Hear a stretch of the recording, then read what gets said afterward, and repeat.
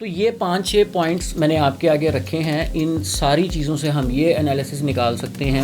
ایک پیکج تیار کیا جا رہا ہے جو کہ کنسٹرکشن کے حوالے سے بہت اچھا ہوگا اور مزید اس کا بینیفٹ یہ ہوتا ہے کہ ایک نان فائلر بندہ اگر فائلر بنتا ہے تو اس مطلب ایک پراپرٹی اگر آپ 1.5 کروڑ کی خرید رہے ہیں اور اس کی ڈی سی ویلیو بھی 1.5 کروڑ ہے تو اس کے اوپر آپ وہ انشاءاللہ آپ آگے دیکھیں گے کہ اس میں بھی کافی اچھی کمی آئی ہے. اس کو کم کرنے کی طرف ان کا دھیان ہے کہ اس کو کم کیا جائے.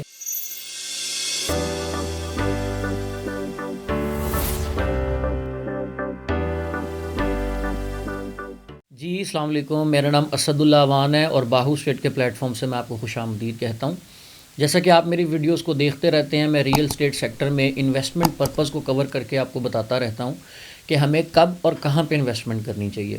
تو آج کا میرا ٹاپک بڑا امپورٹنٹ ہے. آج میں کچھ پوائنٹس کچھ چیزیں آپ کے آگے رکھوں گا جس سے ہم یہ پریڈکٹ کر سکتے ہیں کہ آنے والا ٹائم ریئل اسٹیٹ کے لیے بہت زیادہ بہتر ہونے جا رہا ہے. سب سے پہلے میں سٹارٹ کروں گا جو شہباز شریف صاحب ہمارے ایف بی آئی کے جو چیئرمین ہیں راشد محمود صاحب، ان کے ساتھ جو ان کی میٹنگز چل رہی ہیں تو وہ میٹنگز کن کلاز کے اوپر ہو رہی ہیں اور کن پوائنٹس کے اوپر ہو رہی ہیں. تو ون بائی ون میں آپ کو وہ چیزیں بتاتا ہوں جو آگے ہمیں دیکھنے کو ملیں گی. سب سے پہلا میجر پوائنٹ ہے فیڈرل ایکسائز ڈیوٹی. اس کو کم کرنے کی طرف ان کا دھیان ہے کہ اس کو کم کیا جائے. سیکنڈ پوائنٹ ہے اس میں موسٹ امپورٹنٹ ہمارا انٹرسٹ ریٹ.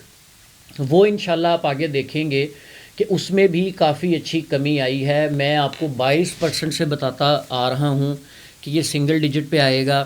یہ 22 سے پہلے 20 پہ آیا، پھر یہ 17.5 پہ آیا، پھر یہ 15 پہ آیا اور اب اس وقت یہ 13 پہ ہے اور ابھی اسی منتھ میں ہی انشاءاللہ آپ دیکھیں گے کہ یہ 11% پہ آ جائے گا.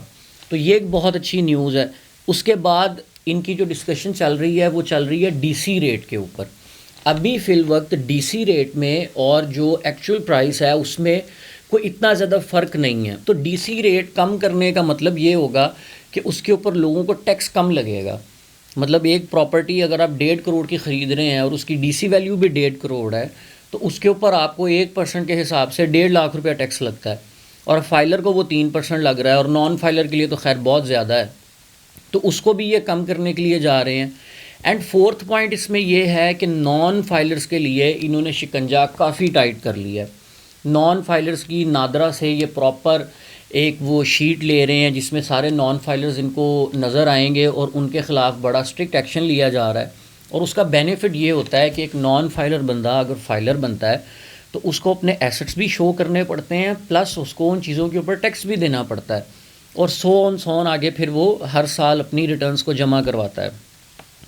پھر اس میں ایک پیکج تیار کیا جا رہا ہے جو کہ کنسٹرکشن کے حوالے سے بہت اچھا ہوگا اور مزید ٹیکسز کو کم کیا جائے گا. جو ایف بی آر کے ٹیکسز ہیں جو آپ کو ایڈوانس ٹیکس کی شکل میں لگتے ہیں اور جو گین ٹیکس کی شکل میں لگتے ہیں ان کو کم کیا جا رہا ہے تاکہ ٹرانزیکشن زیادہ سے زیادہ ہوں، سموتھلی ہوں اور ہمیں جو ہے وہ ٹیکسز زیادہ اکٹھے ہوں.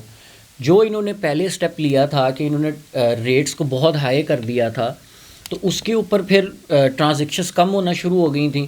تو اب انہوں نے یہ فائنلی سوچا ہے کہ ہم ان ساری چیزوں کو ٹیکسز کو نیچے لے کے آئیں، پرسنٹیج کم کریں تاکہ ٹرانزیکشن زیادہ ہوں اور ہمیں زیادہ سے زیادہ ریونیو اکٹھا ہو.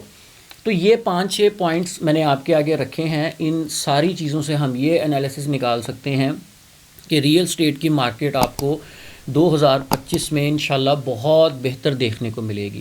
آئی ہوپ کہ میں نے آپ کو یہ ویڈیو آپ کو انفارمیٹیو لگی ہوگی.